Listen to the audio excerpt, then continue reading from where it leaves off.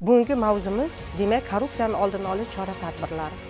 Biz bilamizki, bugungi kunda jamiyatimizda eng salbiy illatlardan biri hisoblangan bu korrupsiya.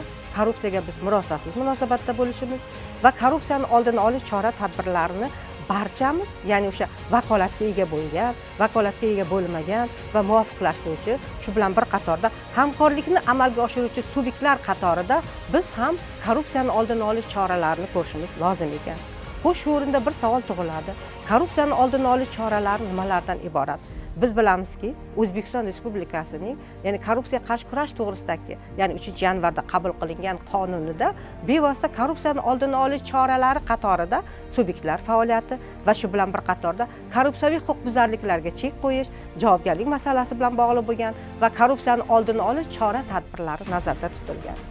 Chora-tadbirlarda biz bilamiz, mana aholi o'rtasida o'tkazilayotgan turli xil targ'ibot, tashviqot ishlari, ya'ni biz tomonimizdan borib turib, demak, aholi o'rtasida korrupsiya salbiy illat ekanligi, korrupsiyaga yo'l qo'ymaslik, korrupsiyaga yo'l qo'ygan shaxslarga nisbatan javobgarlik muqarrarligi yoki bo'lmasa bu jinoyat ekanligi yoki bu huquqbuzarlik ekanligi yuzasidagi turli xil targ'ibot ishlari yoki ommaviy axborot vositalarida berilayotgan ommabop maqolalar yoki bo'lmasa korrupsiyani oldini olishga bag'ishlangan turli xil chiqishlar bu bevosita demak korrupsiyani oldini olishning umumiy choralari sifatida qaraladi. Endi maxsus oldini olish choralari sifatida biz nimalarga e'tibor beramiz? Maxsus oldini olish choralari sifatida biz demak o'sha maxsus vakolatga ega bo'lgan subyektlar tomonidan korrupsiyaviy huquqbuzarliklar, korrupsiyaviy jinoyatlarni oldini olish yoki bo'lmasa korrupsiya salbiy illat ekanligini ta'kidlab turib oldini olishga qaratilgan choralarni ko'ramiz. Va shu bilan bir qatorda demak o'sha korrupsiyaviy huquqbuzarliklarni, jinoyatlarni sodir qilib turib jazoni ijro etish muassasalaridan qaytib kelgan shaxslarga nisbatan demak maxsus profilaktika, ya'ni oldini olish chora-tadbirlari amalga oshirilishini biz nazarda tutamiz.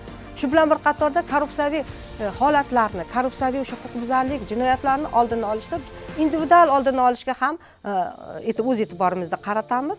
Sababi individual oldini olish korrupsiyaviy huquqbuzarliklar sodir etgan yoki korrupsiyaviy holatlarga, ya'ni xulqi og'ishgan shaxslar bilan yakka tartibda, ya'ni individual oldini olish chora-tadbirlari amalga oshiriladi.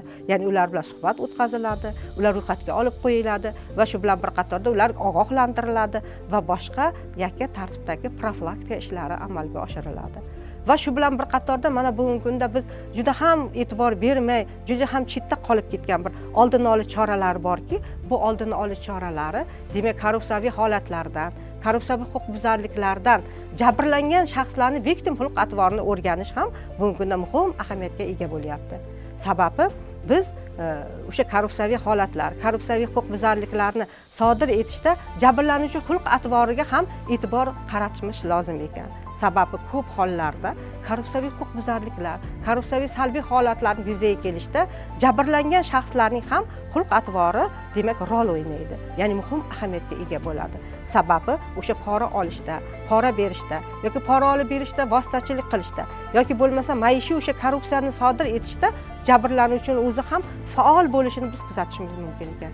Ya'ni o'sha pora beruvchi shaxs sifatida, ya'ni jabrlanuvchi shaxs ham qaysidir bir ishini muhokama qilish yoki qaysi bir ishini hal etish maqsadida demak kimgadir pora beradi yoki kimnidir o'sha manfaatdor qilish evazida demak o'zini ishini bajaradi. Demak shundan kelib chiqib turib biz korrupsiyaviy huquqbuzarliklar, korrupsiyaviy jinoyatlar yoki korrupsiyaviy salbiy illatlarni oldini olish choralaridan bitta sifatida jabrlanuvchi xulq-atvorini ham o'rganishimiz muhim ahamiyatga ega ekan. Ya'ni jabrlanuvchi bunday holatlarda o'zi faol bo'lishi yoki passiv bo'lishi, ya'ni aktiv yoki faol bo'lishi yoki ya'ni passiv bo'lishi bilan bog'liq bo'lgan masala ham ko'tariladi. Sababi korrupsiyaviy jinoyatlarni, korrupsiyaviy huquqbuzarliklarni yoki uni o'sha salbiy holatlarni kelib chiqishida ham o'sha kim jabr ko'rgan bo'lsa, bu ham o'zini o'sha taklif tavsiyasini berishi va shu bilan bir qatorda o'zi ham mana shunday harakatlarda ishtirokchi sifatida qatnashishi mumkin ekan. Shundan kelib chiqib turib aytadigan bo'lsak, korrupsiyaviy demak holatlarni, korrupsiyani oldini olishda choralarni amalga oshirish muhim ahamiyatga ega ekan. Bu choralarni amalga oshirishda subyektlar faoliyati ham muhim. Ya'ni bunda biz vakolatga ega bo'lgan, vakolatga ega bo'lmagan yoki bo'lmasa muvofiqlashtiruvchi subyektlar faoliyatini o'rganib chiqishimiz lozim ekan.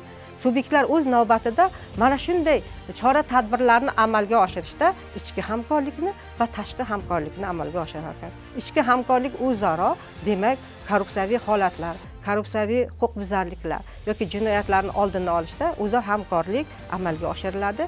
Ya'ni bu qaysidir ma'noda, demak, shu korrupsiyaviy huquqbuzarliklar yoki bo'lmasa jinoyatlarni erta bartaraf etish va uni oldini olish choralari sifatida. Tashqi hamkorlik ham muhim ahamiyatga ega.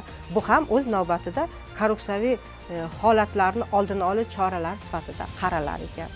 Hurmatli tinglovchilar, bu mana biz mavzumizda demak korrupsiyaviy holatlarni, huquqbuzarliklarni, jinoyatlarni oldini olish chora-tadbirlariga to'xtalib o'tdik va bu borada ham sizlarga ma'lumot berib o'tdik.